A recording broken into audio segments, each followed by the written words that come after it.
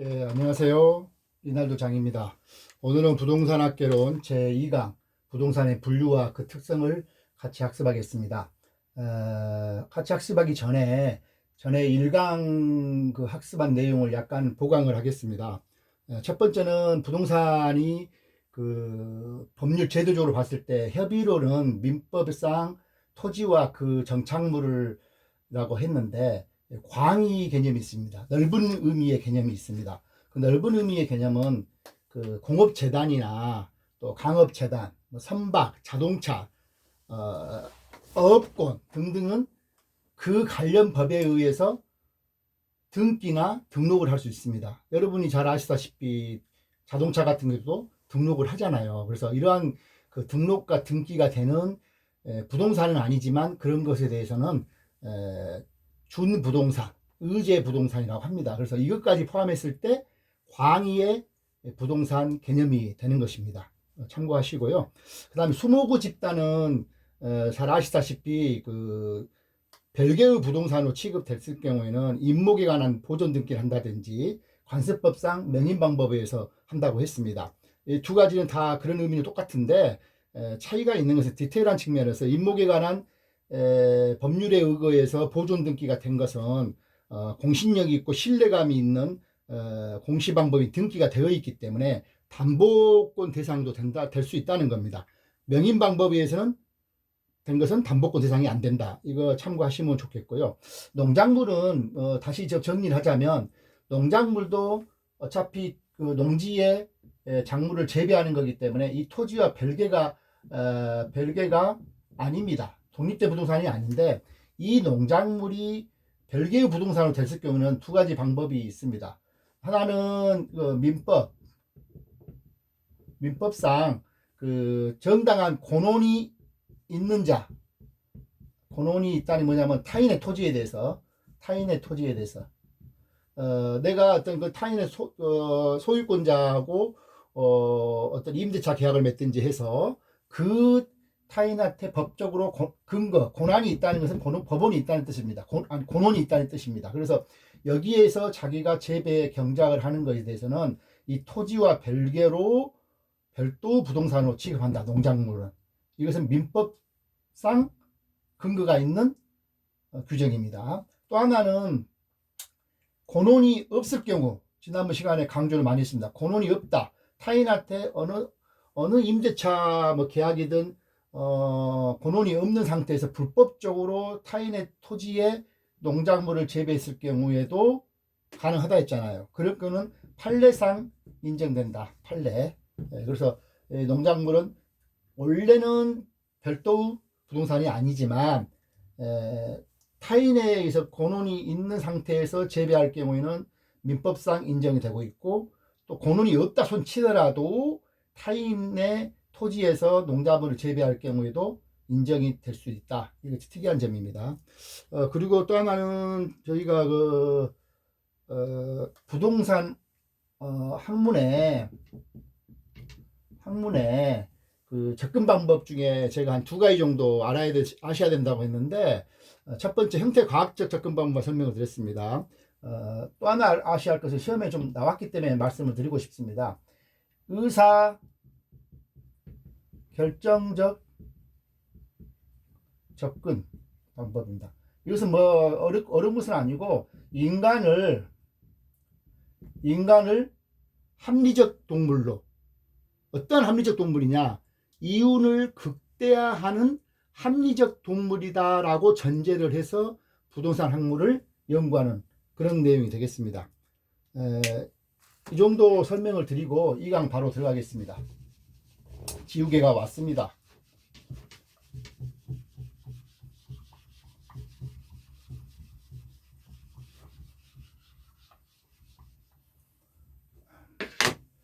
이 강은 부동산 분류와 그 특성을 하겠습니다. 이거는 토지와 주택 중심으로 하겠습니다. 첫 번째, 토지입니다. 토지는 상당한 분류가 한 뭐 열 몇 가지로 분류할 수가 있는데, 크게 그 중에 연관된 것들을 묶어서 설명을 하겠습니다. 첫 번째는 택지, 그 다음에 부지, 대지, 또 하나 있는데 이거는 이따가 설명하면서 말씀드리겠습니다. 이 네 가지를 구별할 줄 알아야 됩니다. 그럼 택지는 무엇인가요? 택지는 법적인 용어라기보다도 부동산 감정평가사의 용어로서 그 주거나 주택 있잖아요. 그 다음에 상업, 공업용 등의 이용을 하고 있든지 준비를 하고 있는 조성된 토지. 즉, 택지는 주거, 상업, 공업을 할 수 있는 건축 용지입니다. 아시겠죠? 부지는 그러면 뭐냐? 우리가 막 부지, 뭐, 무슨 부지 이렇게 많이 들어봤을 겁니다. 근데 여기는 이 택지를 포함한 그 이상의 포괄적 용어입니다. 쉽게 말하면 우리가 하천 부지, 뭐 하천, 철도, 도로 다 부지를 하잖아요. 도로 부지, 철도 부지, 하천 부지. 그것까지 포괄적으로 포함한 용어입니다. 그래서 부지는 택지를 포함한 하천, 철도, 도로 용지까지 포함되기 때문에 이 건축 용지 플러스 알파입니다. 대지는 뭐냐? 대지는 택지와 거의 상응하는 개념인데 건축법상에 나와 있는 겁니다. 건축법의 대지는 모든 건축할 수 있는 토지다 이렇게 설명을 하고 있습니다. 그래서 이것도 쉽게 말하면 건축 용지입니다. 단지 건축법상 대지라고 쓰고 있고 택지는 부동산 감정평가상의 용어입니다. 그래서 대지와 택지는 거의 비슷한 의미다. 이제 중요한 것이 이건데 여기에 보면 그 우리가 이제 공간 정보의 구축 및 관리 등록에 관한 법률 뭐 이런 게 등에 관한 법률 이게 있습니다. 여기에 그 토지의 어떤 용도의 목적을 쭉 써놨습니다. 뭐 전담, 뭐 대지, 공장 용지 등등 여러 가지가 있습니다. 지목은 뭐냐? 이 뜻인데 이 토지의 어떤 용도로 써야 되는 목적을 표시하는 겁니다. 그래서 여기에 대지라는 지목을 써는 것이죠. 지목. 대지라는 지목. 땅. 대지라는 지목의 뭐 토지 이렇게 말할 수 있겠죠. 지목의 토지. 대지. 그러면 여기서 말하는 대지 지목의 토지와 대지와 택지는 차이가 있습니다. 여기 정말 중요합니다. 공간 등에 관한 법률에 의해서 지목이 대지로 되어 있는 토지, 지목이 대지로 된 것은 뭐냐면 그 법에 의하면 주거지, 상업지를 건축할 수 있는 용지를 말합니다. 공업은 빠져 있는 거예요.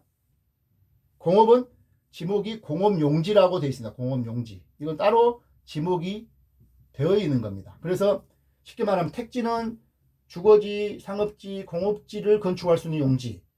대지도 주거지, 상업지, 공업지를 건축할 수 있는 건축용지.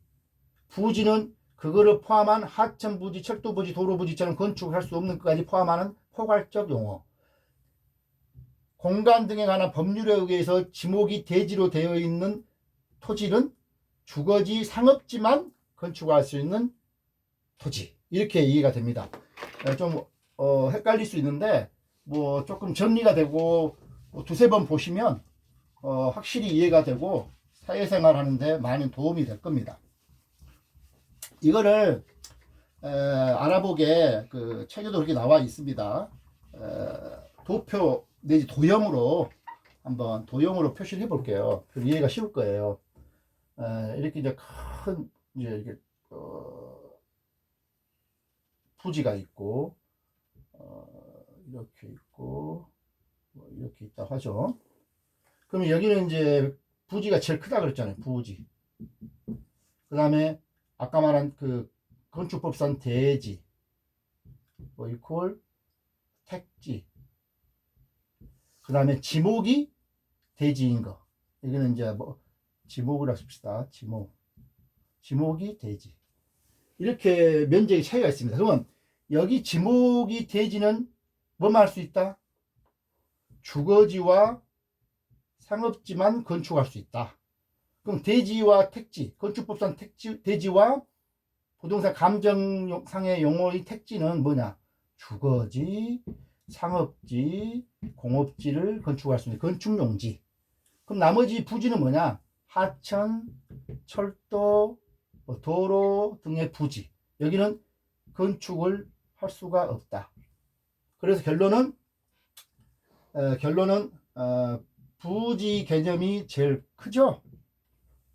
그리고 대지와 택지, 그 다음에 범위고, 제일 작은 범위의 의미는 지목이 대지, 지목이 대지, 이렇게 이해를 하시면 이것은 어떤 시험이 나와도 여러분들은 틀릴 수가 없습니다. 그 다음에는 또 재밌는, 이게 참 재밌어요. 어려운 것 같은데 한번 개념을 알면 좀 사회생활에 유익하고 아주 재미있는 분야입니다. 그 다음에 뭐 농지, 임지 다 아시죠? 농지나 임지는 임지는 뭐 산림지나 초지 같은 걸 말씀을 하는 겁니다. 그 다음에 중요한 농지, 임지는 뭐 넘어가고, 그 다음에 중요한 것이 좀 아셔야 될 겁니다. 후보지와 이행지, 이 두 가지를 묶어서 알아야 됩니다. 이거를 이해하려면 이걸 알아야 돼요.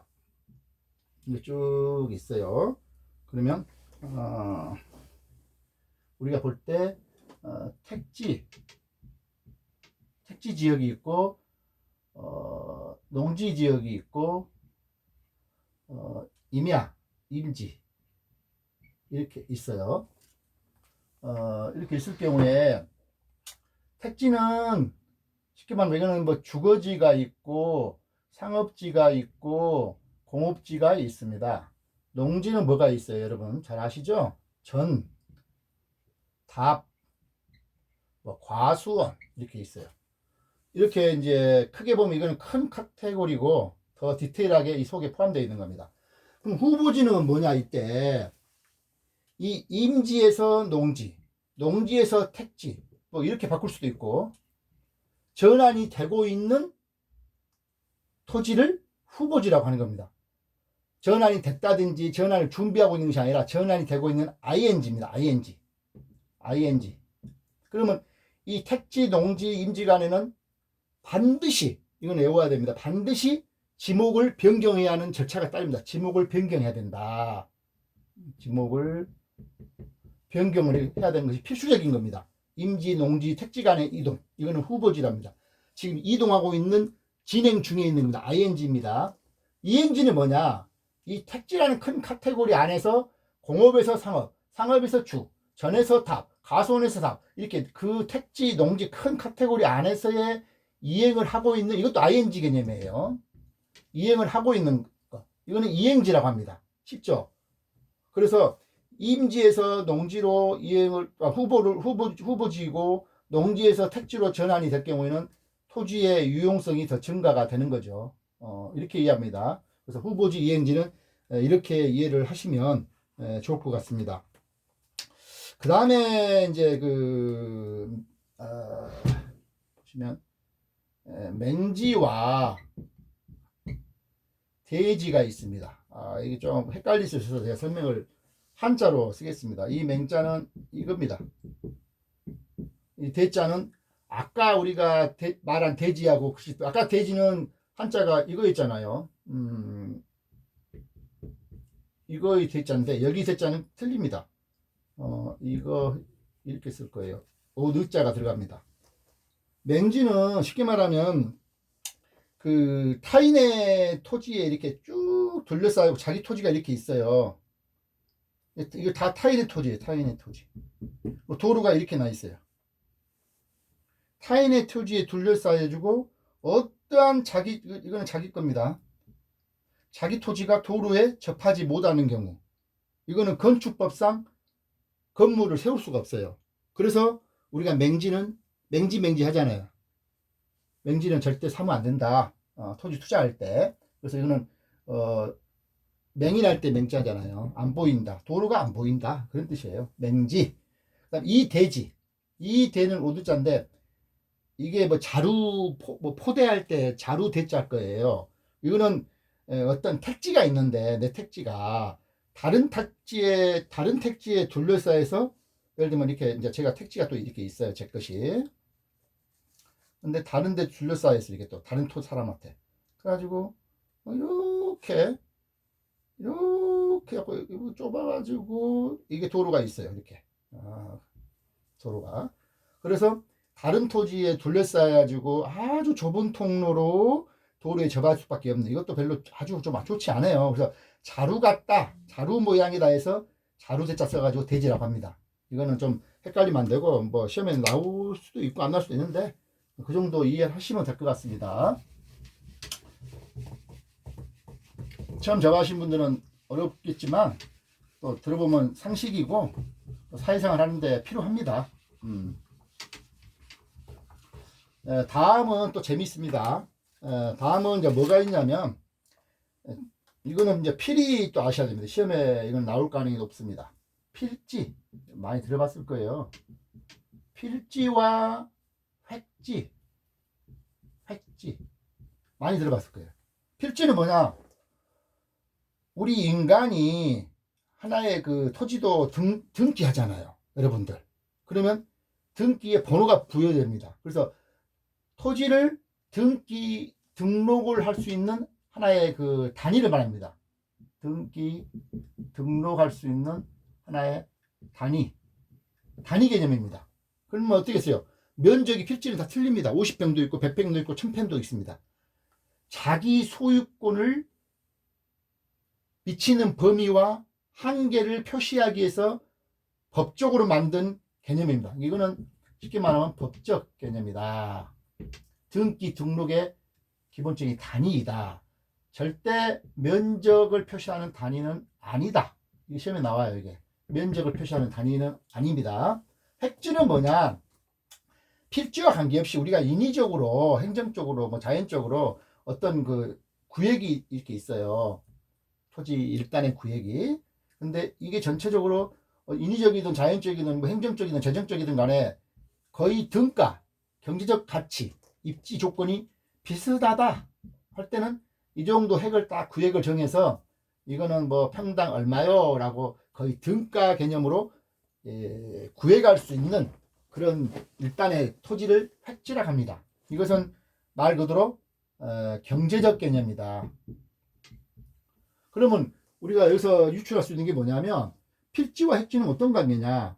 한 필지가 우연히 한 획지가 될 수 있어요. 이럴 때는 필지와 획지가 같아요. 면적이. 그러나 필지 속이 필지가 엄청 큰 상태에서 그 안에 경제적 가치가 다르는 구획이 있을 수 있어요. 이렇게 한 필지 안에가 이렇게 이쪽은 50만원, 이쪽은 평당 20만원, 이렇게 이거는 100만원 해가지고 3획지로 갈릴 수 있어요. 그럴 때는 필지가 획지보다는 크죠. 또 하나 방법은 획지 속에 필지가 여러 개가 또 있을 수 있어요. 여러 사람 필지가 모아서 뭐 하나의 경제적 가치가 비슷하다. 그럼 필지를 모아서 크게 하면 이때는 획지가 필지보다 큰 거예요. 상식적으로 생각해야 됩니다. 모든 부동산은 여러분들이 사회생활 하면서 겪었던 것들입니다. 그것을 상식적으로 생각해야지 책만 보고 막 애울려 하고 뭐 문장화 시키면 어렵습니다. 이것을 좀 가만히 생각하면 내가 경험했던 거 유추해보면 문제는 쉽습니다. 그 다음에 또 재미있는 게 있어요. 재미있고 또 시험에 나올 수 있는 것. 필지, 획지는 꼭 잘 개념을 이해해야 됩니다. 경제적 개념이냐, 법적 개념이냐, 등록의 단위냐, 등가 원칙이냐, 뭐 이것을 좀 아셔야 되면 차이를 알아야 되고, 그 다음에 문제도 거의 많이 나오는 편이에요. 나지, 건부지. 이 두 개도 비교해서 공부를 하면 좋습니다. 이 나지는 한자로 써야 좀 알아먹습니다. 한자로 이렇게 쓰든가 뭐 그럴 겁니다. 그리고 나지. 건부지도 한자로 써야지 여러분들이 이렇게 알아볼 수 있어요. 말 그대로 이게 나자가 나체할 때 좀 야한 소리입니다만 벌거벗은이 터지다 그 말입니다. 건부지는 건물이 부속되어 있는 토지다. 이게 부로 갈 때 부자 있잖아요. 붙어 있다, 얹혀 있다. 그래서 이렇게 이 한자로 알면 충분합니다. 그러면 나아지는 어떤 상태냐? 이 토지가 이렇게 있어요. 토지에 건물이나 기타 토지 정착물이 없고 지상권 등 이런 토지를 사용이나 수익을 제한하는 사법상의 권리도 없는 아주 깨끗한 토지예요. 그래서 이거는 건물이 있든지 뭐 사법상의 권리가 제한이 되어 있으면 이 토지는 이용도가 낮잖아요. 그래서 이것은 가장 이용도가 높고 시장성도 높고 매매도 활발하고 감정평가도 아주 높습니다. 나지라서 나쁜 최고 좋은 땅이라 할 수 있는 겁니다. 나지는 이 버슬 낙자. 그래서 거기는 언제든지 우리가 왜 높냐? 언제든지 내가 이 땅을 해서는 뭐 택지만 돼 있으면 건물도 지을 수 있고 집도 지을 수 있고 아무런 사용에 제한이 없다는 뜻이면 나지는. 그래서 상당히 감가 평가가 높다 이렇게 하시면 되고, 건부지는 토지에 건물이 그냥 세워 있는 거예요. 건물이. 그러면 이거는 그 자체가 건물이 토지에 있기 때문에 이 깔려있는 토지는 사용을 제한을 받는 겁니다. 그래서 원칙적으로 여기서 시험에 나올 수 있는 문제는 뭐 개념도 중요하지만 건부지가 나지보다는 항상 가격이 감정평가가 원칙적으로는 낮습니다. 그거를 건부지가 감가된다. 건부 감가랍니다. 건부 감가. 이게 이제 시험에 나와요. 이게 이제 원칙이에요. 원칙. 그리고 건부 감가가 원칙이기 때문에 뭐 달리게 설명하면 틀린 거예요. 원칙적으로 건물 부지가 그러나 외적으로 건부 증가가 있어요. 이게 무슨 뜻이냐면 건물이 있음으로써 이 토지가 더 감정평가가 높아질 수가 있는 거예요. 외적입니다. 이건 아주 외적인 겁니다. 어떤 경우에 그러겠습니까? 그렇습니다. 국가가 뭐 지자체든 공공단체가 건물을 건축하는데 공법상의 규제를 많이 해요. 여기는 뭐 이제 건물을 지을 수 없는 토지거래 허가제다. 또 아니면 조세를 막 때린다든지 할 경우는 건물을 지을 수가 없어요. 아무리 나지라 해도 공법상 규제가 많을 경우. 그러면 건물의 수요는 있을 것이고, 그래서 이런 건물이 지어 있는 땅을 찾는 수요가 이제 높아질 수밖에 없는 거예요. 그래서 공법상 규제가 많을 경우나 이렇게 건물을 건축할 수 없는 규제들이 상존할 때는 건물이 있는 부지가 더 증가할 수 있다. 그래서 감가가, 그래서 건부 증가가 될 수 있는 예외적입니다. 이건 외입니다. 원칙은 나지가 더 높습니다. 이렇게 이해하시면 됩니다. 오늘은 이렇게 수업을 그야와 같이 학습을 할 때는 이해를 하시고, 제가 언급한 것이 중요하고 시험에 나올 거니까 그걸 중심으로 이해를 하시고 반복적으로 틈난 대로 들으세요. 듣기만 해도 제가 공부가 될 수 있게끔 그런 강의를 하고 있습니다. 형식에 구애받지 않고. 그 다음에 이제 우리가 재미있는 거는 뭐 공지, 뭐 공안지 한 번에 설명하겠습니다. 그 다음에 뭐 소지, 뭐 이름도 재밌습니다. 선하지. 이건 한 번에 설명할게요. 이것도 한자로 쓰면 재밌습니다. 이해하기 좋습니다. 이거는 뭐 빌공자, 공 비어있다. 뭐냐면 공지 비어있다 해서 나쁜 것만은 아니에요. 이거는 조금 유념해야 돼요. 우리가 집에 택지가 있었지. 내가 택지가 이게 이제 무슨 뭐 용도 지역으로 무슨 그린벨트가 아니고 무슨 뭐 용도상으로 제한이 있어요. 우리가 보통 건축 면적을 몇 평을 해라, 연면적을 몇 평을 해라, 용적률이 얼마나, 다 그 지구마다 정해져 있습니다. 그래서 내가 100평인데 40%밖에 못 지어요. 40평을 이렇게 제가 건축물을 지어요. 그리고 여기 나머지는 택지는 택지지만 내가 더 이상 건물을 지을 수가 없는 거. 이 지역의 제한상. 그래서 건물을 완전하게 그 법장 제한상에 건축을 하고 나서 남은 땅, 비어있는 땅, 건물이 비어있고 건축물이 비어있다 등이지, 뭐 공지라 그래서 아주 뭐 비어있는 못된 땅이다 생각하면 안 됩니다. 이거는 조금 유념하셔야 되고, 공안지가 정말 이제 좀 못된 땅이라고, 못된 토지라고 할 수 있죠. 이거는 이제 이것도 쉽게 말하면 이제 빌공짜 이것도요. 근데 여기는 한자가 붙은 게 이제 재밌는 거예요. 한자가 이게 이제 한가할 한자입니다. 한가할 한자. 한가하다. 내가 한가하다. 쉽게 말하면 토지 소유자가 다음에 뭐 집가 상승을 노리고 아무것도 안 되고 그냥 장기간 방치해 놓은 땅입니다. 오르기만 바라고. 그래서 이거는 공한, 이게 이제 조금 투기적이고 그런 땅이라 볼 수 있고, 소지. 이것도 뭐 소지 그러면 또 못 알아먹어요. 그래서 이제 한자를 쓸 수밖에 없는데, 이것도 한자가 뭐 이렇게 일자의 이 소자예요. 소재할 때 소자. 아시죠? 그래서 이거는 뭐냐면 택지 등으로 개발하기 전에 자연적 상태 그대로인 토지를 말합니다. 나쁜 땅은 아니에요. 앞으로 개발할 수 있는 겁니다. 그래서 어떤 토지가 되는데 소재가 될 수 있다. 그래서 소지입니다. 그렇게 이해하면 아주 편해요. 선화지. 이게 이제 아주 재밌어요. 이 선화지는 또 어떤 게 있냐면, 이게 선자 있잖아요. 선자.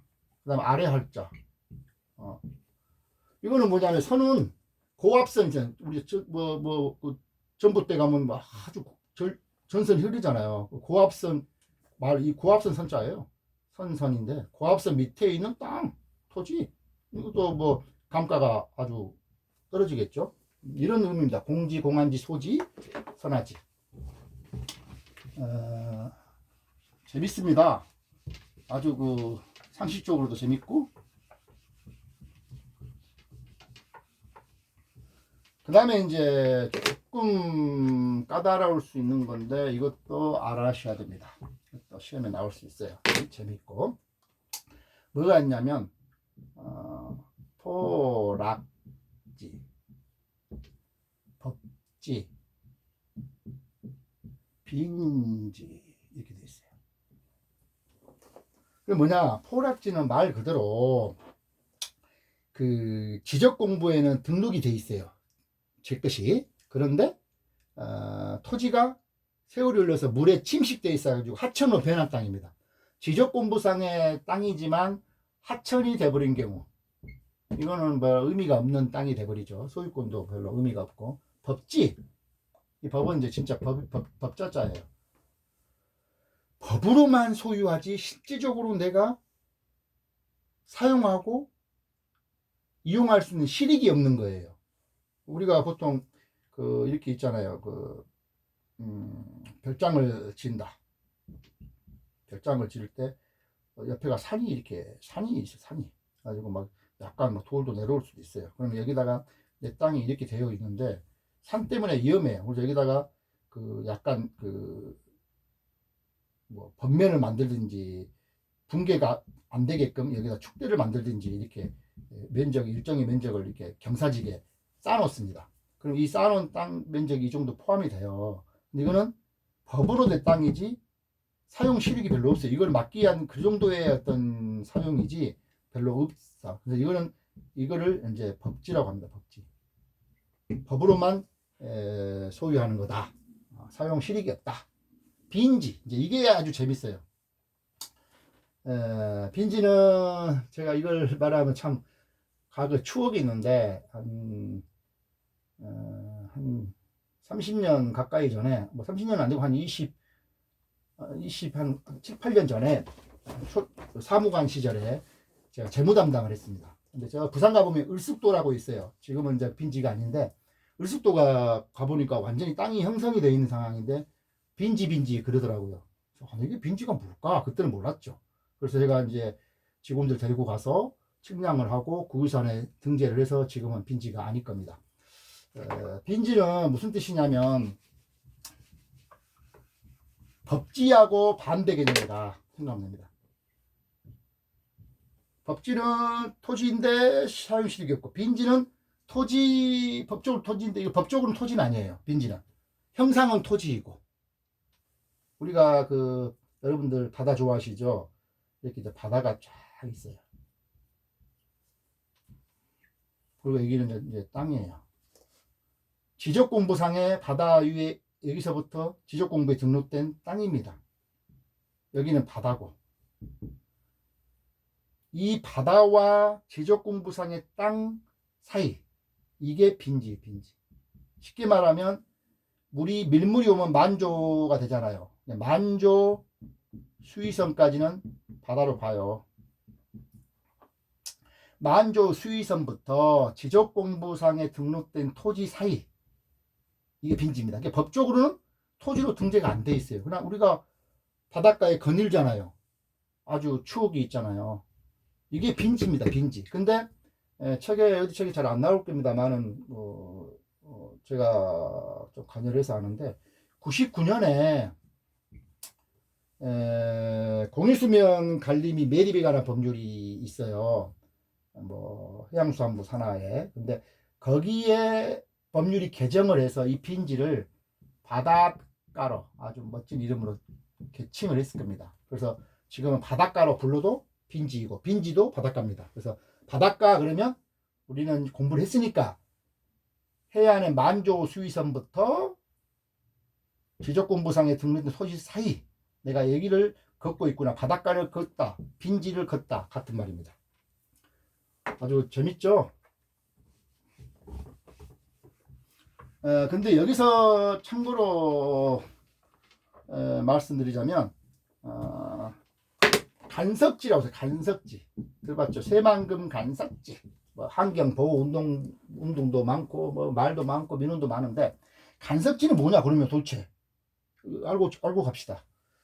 만조 수위선이 있고 썰물이면 간조가 빠지잖아요. 간조 수위선이 있어요.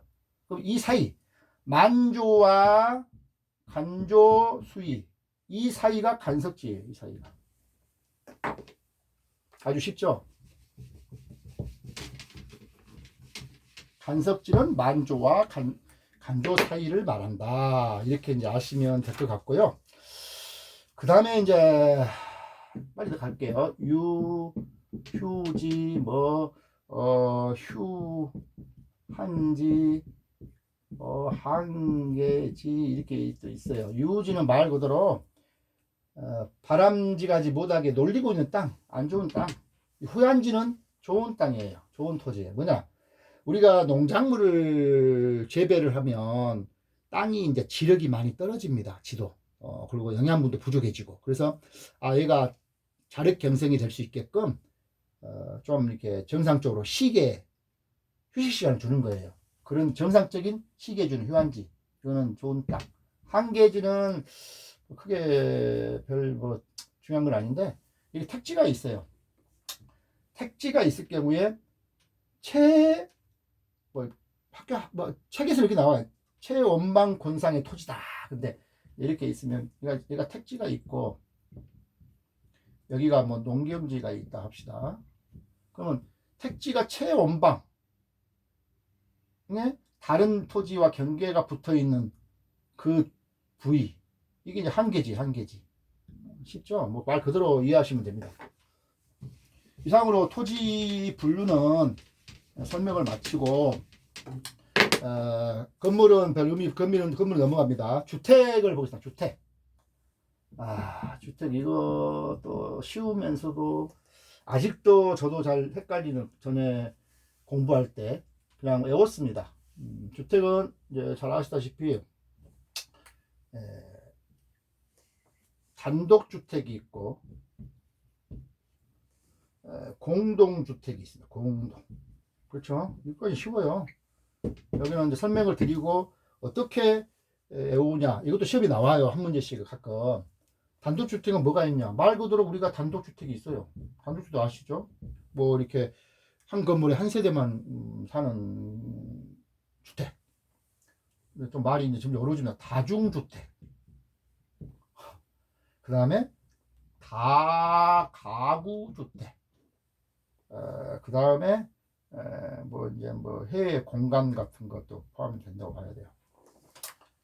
단독은 말 그대로 단독이고, 다중은 여러 학생들이나 여러 회사원들이나 여러 사람들이 장기간 거주할 수 있는 구조로 되어 있어야 되고, 독립된 주거 형태가 아니어야 돼요. 그 대신 그 대신 면적이 330제곱미터 이하여야 돼요. 즉 100평 이하여야 돼요. 이런 조건이 됐을 때 다중 세트입니다. 그리고 더 중요한 거는 3층 이하여야 돼요. 4층 되면 무조건 4층이다 그러면 다중 다가구는 아니에요. 이거는 내가 이 말씀 딱 정리해 드릴게요. 다가구는 면적이 660제곱미터 이하, 즉 200평 이하여야 되고, 이것도 3층 이하여야 돼요. 19세대 이하, 20세대가 안 되면 돼요. 근데 이게 나는 왜 단독주택인지 나는 이해가 안 가요. 지금도 뭐 좀 아시는 분은 저한테 댓글로 좀 가르쳐 주세요. 그냥 저는 외웠습니다. 다가구는 참 이해를 못 하겠더라고요. 다중은 좀 대충 이해를 했는데 19세대나 살고 독립적으로 생활을 하고 하는데 왜 다가구가 단독주택인지, 뭐 복도나 시설도 공동을 이용하니까 공동주택인데, 어쨌든 간에 단독주택의 다중가 다가구는 3층입니다. 3층 이하다. 4층이 되면 이따 말씀할게요. 공동주택이 뭐가 있냐? 여러분 알다시피 아파트는 당연히 5층 이상, 5층 이상이면 아파트라 부른 거예요. 우리가 뭐 저희가 한 5층짜리 한 동이 있는데 저게 무슨 아파트라고, 저게 무슨 이게 아파트냐 하는데 법적으로 아파트입니다. 5층 이상이면. 그리고 뭐가 있냐? 여러분이 알다시피 연립주택, 그 다음에 다세대 주택, 뭐 기타 이제 기숙사도 포함시켜준다고 봐야 돼요. 연립주택은 뭐냐? 이 연립주택과 다세대주택은 여기 다중 다가구가 틀리게 4층 이하입니다. 그래서 얘들은 거의 4층을 지어요. 최대한 많이 지으려고. 그래서 단지 이 두 차이는 뭐냐? 연립주택은 그 규모가 큰 겁니다. 660제곱미터 이하, 200평 이하여야 되고, 다가구처럼. 다세대는 330 이하, 100평 이하예요. 이 차이에요, 이 차. 그래서 이 시험에 어떻게 뭐 나오는 거 보면 이거 설명을 해놓고 틀린 것을 이렇게 나와요. 그러면 일단은 아파트는 5층 이상, 공동주택의 연립주택과 다세대주택은 4층 이하. 4층이다. 3층 이하가 아니다. 4층 이하다.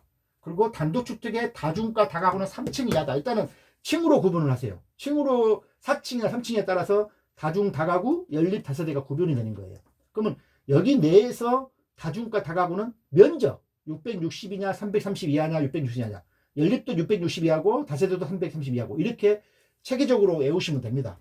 우리가 옛날 연립주택 보면, 저는 좀 20대 보니까 무슨 뭐 명지 맨션이라고 했어요. 제가 강주시에 근무를 좀 했을 때 출퇴근할 때마다 버스 타고 가면 명지 맨션 뭐 이런 것이 보면 지금 생각하면 4층이었고 연립주택이었던 것 같아요. 규모는 컸어요.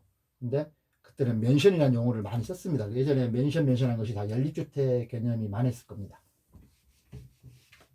주택을 이렇게 체계적으로 이해를 하시면 시험에 나와도 여러분들이 맞힐 수 있어요.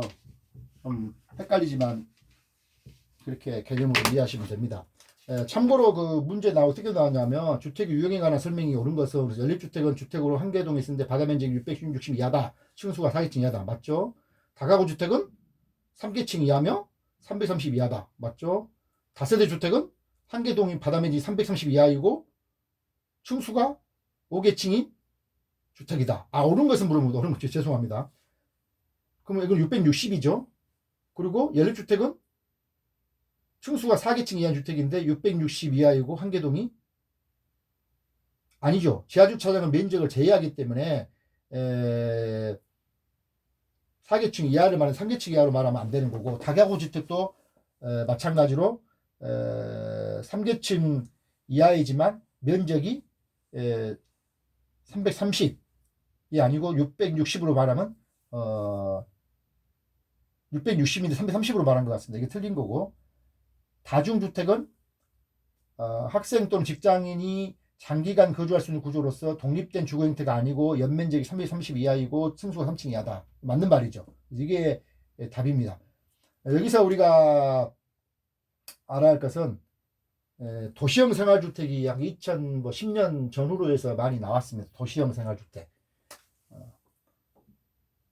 도시형 생활주택이 나왔는데, 제가 시험 볼 때 이거 나와가지고 좀 책에는 설명이 안 돼 있어가지고 틀릴 뻔했는데, 다른 내용이 맞았기 때문에 이것밖에 내가 몰라서 이걸 찍었는데 이게 답이었어요. 도시형 주택이 하나만 하시면 돼요. 도시형 생활주택은 300세대 미만이다. 그때 시험이 350세대 미만 이렇게 나왔던 것 같아요. 그래서 어쨌든 제가 다른 문제를 찍고 이 문제가 다른 문제는 다 맞는데 이것만 몰라서 찍었더니만 이게 틀렸게 나와 350세대 미만이다 해서. 그래서 주택을 이 정도로 아시면 문제 충분히 풀릴 수 있습니다. 단독과 공동주택이 3층 이하냐 4층 이하냐, 그 안에서의 구분은 면적 660 이하냐 330 이하냐, 이렇게 그 개념 갖고 있으면 절대 안 틀립니다. 다음은 이제 부동산 이제 특성, 이 특성입니다. 특성을 보겠습니다. 특성이 이제 아주 재밌습니다. 특성은 이제 토지의 특성, 뭐 여러 가지 건물의 특성 이런 게 있지만 토지의 특성이 상당히 시험에 나올 확률이 거의 90%입니다. 토지의 특성은 처음에 자연적 특성, 이게 상당히 중요합니다. 그 다음에 인문학적, 그 다음에 뭐 이제 뭐 경제적 뭐 특성도 있습니다만 별로 중요하지 않고, 일단은 자연적 특성이 상당히 중요합니다. 자연적 특성의 첫 번째는 뭐가 있냐면, 전에 1강 때도 제가 몇 가지 언급을 한 적이 있어요. 처음에 부동성, 움직이지 않는단 말이에요. 이게 가장 토지의 가장 중요하고 대표적인 특징, 큰 특징입니다. 그래서 이 부동성이 있기 때문에 우리가 용도를 지정하고 토지를 관리를 할 수 있습니다. 어떤 용도를 정했는데 이 토지가 어디로 옮겨버리면 의미가 없잖아요. 그래서 용도 지역을 지정한다든지 어떤 국가가 관리할 수 있는 이 부동성을 전제로 한다. 이 정도 아시면 될 것 같고, 우리가 그때 임장활동이라고 그랬잖아요. 부산에 토지를 보려면 제가 거기에 임해서 발품을 해야 됩니다. 그거는 부동하기 때문에. 안 그러면 제가 토지 올라와 하면 이렇게 해가지고 볼 수 있는데 제가 가야 되잖아요. 그래서 그거는 다 부동성, 움직일 동자죠. 움직이지 않는다 그 뜻이에요. 그 다음에 중요한 것은 영속성. 영속성입니다. 영속성은, 토지는 우리가 뭐 땅을 파고 무슨 뭐 씨를 뿌리고 아무리 무슨 일을 하더라도 토지는 그대로 존재한다. 오랫동안. 그런 뜻입니다. 물론 이 영속성은 물리적 상태를 말하는 것입니다. 물리적.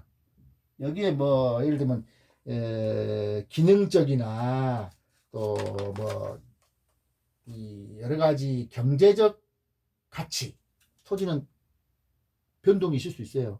어떤 땅이 경제적으로 높았다가 낮아질 수도 있고 그런 것처럼. 그러나 물리적으로는 영속하다. 그래서 이 영속성 때문에 감가 상각을 안 한다. 근데 이 감가상각이 뭐냐? 감가평가가 물리적 감가상각을 의미하는 거지, 경제적이나 뭐 기능이 바뀌잖아요. 이런 경제적이나 기능적으로 감가상각하는까지는 하는 거예요. 그래서 시험은 제가 보면 약간 좀 잘못 나온 것 같은데, 영속성으로 인해서 감가상각은 안 된다. 그것도 맞게 나와 있어요. 근데 원칙적으로는 감가상각을 안 하는데, 이 속에 진실한 의미는 물리적 감가상각을 안 한다 뜻이에요. 그거는 좀 이해하시고, 감가상각을 안 한다고 할 때는 영속성하고 연계된다. 그 연결을 잘해야 돼요. 그리고 우리가 장래에 기대되는 그 미래의 가치, 토지, 이것을 현재 가치로 환원하잖아요. 그럴 경우는 영속성이 있기 때문에 은행에서 잡아주는 거예요. 뭐 50년간 변하지 않을 거라고 생각하니까 해준 거고. 또 하나는 우리가 저당권 설정을 한다. 토지가 갑자기 사라지진 않잖아요. 그래서 저당권 설정이 되는 거고, 할부금융도 그렇게 해주는 거고, 우리가 장기 투자를 해야 합니까? 투자를 20년 바라보고 하잖아요. 그럴 때도 토지가 영속하기 때문에 한다. 그렇게 이해를 하시고 상식적으로 생각하면 됩니다. 그래서 그럴 경우에는 어떤 토지의 특성하고 연계된 건가요? 이렇게 시험 문제가 나와요. 그 다음에 이제 제가 일강에도 말씀드렸습니다만 부증성, 이게 증가할 증자라 그랬죠. 토지는 특별하게 뭐 공유수면 매립이나 뭐 택지 뭐 이렇게 뭐 다시 뭐 만들 수는 없는데, 그렇게 특별한 게 외적인 상황 외에는 증가하지 않는다. 물론 토지 이용이나 뭐 여러 가지 택지를 조성해 가지고 용도상에 뭐 증가할 수 있어요. 공장 용지가 뭐 택지가 된다든지 이럴 경우는 되는데, 실질적 물리적으로는 증가할 수 없다. 이것을 아셔야 됩니다. 그래서 예를 들면 뭐 생산비 법칙이 적용되지 않는다. 증가되지 않기 때문에 내가 돈을 아무리 생산비를 들여도 증가시킬 수 없고, 생산비 원칙이 정립하지 않는다. 또 체유효 이용을 해야 된다. 최대한 이용을 한다. 증가가 안 되고 한정되기 때문에 희소한 거야. 희소성 원칙이 적용. 희소. 더 이상 많을 수가 없기 때문에 희소성이 있다. 희소하면 어떻게 해야 되겠어 우리가? 최대 이용을 해야 돼요. 그렇죠? 최대 이용을 해야 될 거 아닙니까? 땅이 적기 때문에. 그런 것은 모든 최대 이용을 해야 된다. 뭐 희소성이 있다. 그 다음에 뭐 이런 토지 소유욕이 강해진다. 이런 것들은 다 부증성에서 나온 거예요.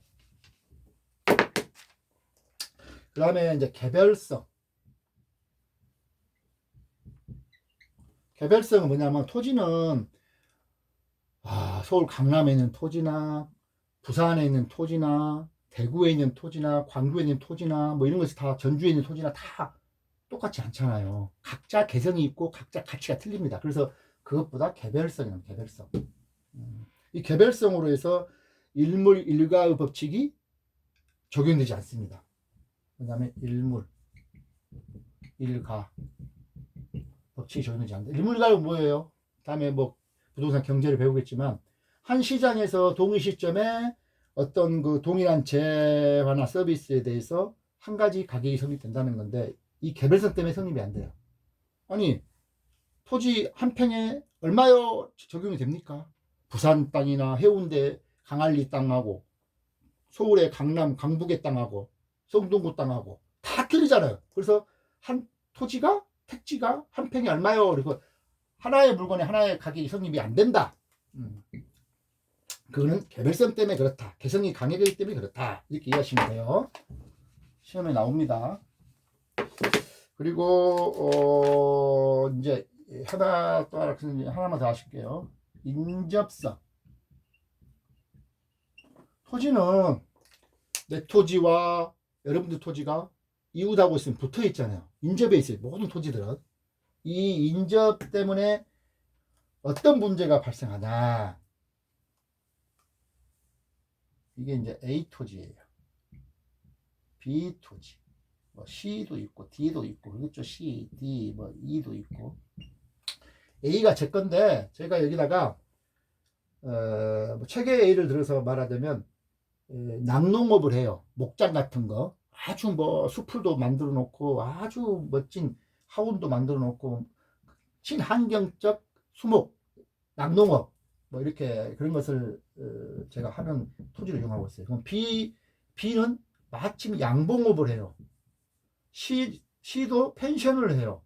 뭐 이런 등등의 여러 가지 있을 거 아니에요. 내가 함으로써 이 인접하는 사람들한테 어떤 영향을 미칩니까? 플러스 영향을 미치잖아요. 그래서 이거를 예부 효과라고 합니다. 뭐 다음에 부동산 경제에서 이거 상당히 재미있는 용어고 공부를 해야 돼요. 예부 효과. 예부 효과가 생길 수 있는 것은 무엇 때문에 그냐? 인접성. 아시겠죠? 뭐 예부 경제와 예부 불경제가 있는데, 그거는 부동산 경제에서 배울게요. 여기서 뭐 그렇게 배우고, 예부 효과를 하는 것은 인접성 때문에 그렇다. 협동적으로 우리가 일을 해야 된다. 인접하기 때문에. 그렇죠. 하나 더 중요한 것은 우리가 요새 뭐 개발이익에 뭐 재건축할 때 받는다, 개발이익 환수를 한다, 이런 말도 나오는데, 개발이익을 환수하는 근거가 될 수 있는 것이 인접성일 수도 있어요. 왜? 내가 이건 이제 국가가 A라는 땅을 개발을 해요. 쇼핑센터가 크게 나온다든지, B, C, D, E는 아무리 없다가도 자기들 집가가 상승되는 겁니다. 이 개발 때문에. 그래서 너희들은 불로소득이다 하고 국가가 개발 이익을 환수할 수도 있어요. 그것이 인접성 때문에 그런 겁니다. 인접하고 있기 때문에 네가 예부 효과가 있어가지고 그걸 예부 경제라고 합니다. 플러스 효과를 예부 경제. 마이너스 영향을 미치는 예부 불경제라고 합니다. 다음에 배울 겁니다. 이 인접성은 그 정도로 이해하면 되고, 인문적 특성은 뭐냐? 그렇게 중요하진 않은데, 이거는 이제 조금 이거하고 틀려요. 인문학적은, 자연적은 원초적으로, 본래적으로, 선천적으로 주어져 있는 특성이에요. 그리고 불변적이고 변하지를 않고 그런 의미고, 인문학적은 후천적이고 인위적이고 인간이 부동산과 생활하면서 부여한 특성이에요. 그러니까 변화적이죠. 그렇죠? 인위적이고 후천적이고 변화적이다. 그러면 인문적 특성 중 중요한 것은 용도가 다양하다. 그렇잖아요. 우리가 어떤 땅을 뭐 택지로 개선했다가 뭐 조성했다가 다시 전환을 해서 아까 뭐 우리가 뭐 후보지 이행지 말이 있듯이 용도가 어떤 토지가 2개 이상 용도로 뭐 변화할 수 있고 하기 때문에 용도가 다양성이다. 용도 다양성을 인간이 부여를 했어요. 여기서 뭐가 문제라고 했어요? 용도가 다양하기 때문에 이 토지, 이 땅은 어떤 용도로 이용할까? 집으로 이용할까? 상업지로 할까? 공장으로 할까? 농장으로 할까? 우리가 선택을 해야 돼요. 가장 적지가 어떻게? 적지론에 근거도 돼, 적지론. 어떤 용도로 이 땅을 이용할까? 그런 고민을 하게 돼 있어요. 그래서 이게 또 최대 유효 이용의 원칙의 근거가 되고 적지론이 근거가 될 수 있다. 이렇게 이해하시면 되고. 두 번째는 이제 병합. 분할 가능성. 그렇잖아요. 토지는 우리 아까 보았죠. 핵지를 구획을 해서 분할도 하고 또 크게 여러 가지 필지를 병합도 하고 우리가 인간이 뭐 마음대로 이렇게 붙일 수 있는 겁니다. 그래서 효과적인 분할 병합이 필요하다. 그 정도 이해하시면 뭐 되고요. 그 다음에 이제 인문학적 특성은 이치가 변할 수 있다. 아까 우리는 뭐 부동성을 했잖아요. 자연적 특성. 인문학적은 이치 가변성이라는 것은 물리적으로 어떤 땅을 이렇게 가져올 수 있다는 뜻이 아니고 사회적으로나 경제적으로나 행정적으로 이치가 가변할 수 있다. 쉽게 말하면 뭐 어떤 그 공장이 진입하든지 공원이 폐지돼 가지고 공원 지역인데 그러면 이게 이제 이치가 사회적으로 좀 혐오 시설이 들어온다. 혐오까지 아니지만 쾌적한 공원이 없어져 버리고 공장의 이치가 돼버린 겁니다. 그러면 사회적으로 사회 환경성으로 변화가 되는 거고 그 다음에 어떤 그 지하철이 갑자기 들어와 가지고 내 상업지가 갑자기 집가가 올라요. 경제적 가치가 오르잖아요. 또 광교 같은 데가 강남에서 뭐 2, 30분이면 이제 갈 수 있게끔 광해 축도가 생기잖아요. 생겼나? 생겼죠. 그러면 예전에 광교에 비해서 경제적으로 많이 오르잖아요. 어떤 그 집가나 어떤 뭐 주거의 삶의 질이 그런 것은 경제적 이치가 변한 겁니다. 또 행정적으로 그린벨트를 지정하면 행정적으로도 변화가 되고 또 뭐 토지거래 허가제가 된다는 이건 행정적 변화고 그래서 이치 가변성은 이 부동산만한 물리적으로 이치가 변한다는 것이 아니고 뭐 사회적, 경제적, 뭐 행정적 이렇게 변한다는 뜻으로 이해하시면 돼요.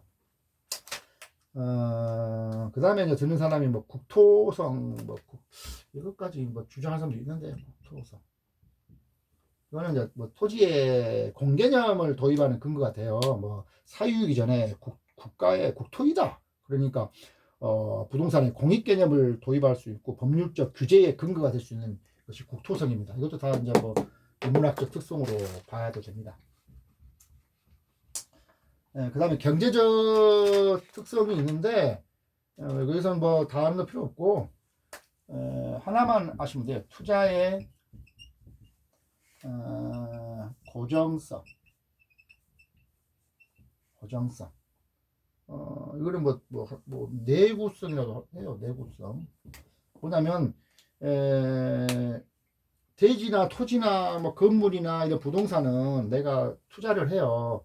근데 현금으로 회수하기가 상당히 오래 걸립니다. 장기간 소유 기간이 됩니다. 그래서 이것을 투자가 좀 오래 걸리고 투자가 장기간 소유가 된다 해서 투자의 고정성, 고정돼 있다, 내구성이다. 이렇게 이야기를 합니다. 그래서 부동산의 토지의 특성은 자연, 인문, 경제적 이렇게 이해를 하시면 될 것 같습니다.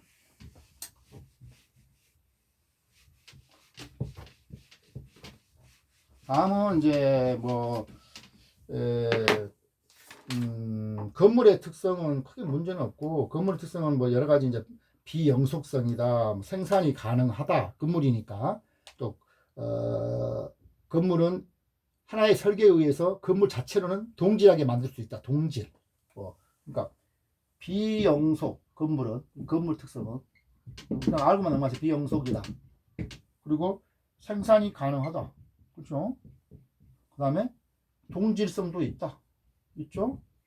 건물을 하나의 설계로 해서 똑같이 만들 수 있는, 그 밑에 토지는 생각하지 마시고, 여기서 중요한 것은 이동 가능성도 있다. 이동성이 아니라 이동 가능성.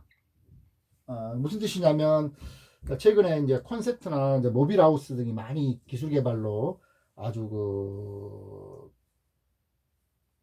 등장하고 있습니다. 이런 것들은 이제 건물도 비이동성이었는데 이동할 수 있는 가능성이 열려져 있다. 그래서 이동 가능성도 있다. 이것도 뭐 맞는 말입니다. 이렇게 해서 부동산의 분류와 그 특성을 알아봤습니다. 오늘 학습은 상당히 좀 유익하고 재미있고 또 시험에 적어도 한두 문제 나올 수 있는 겁니다.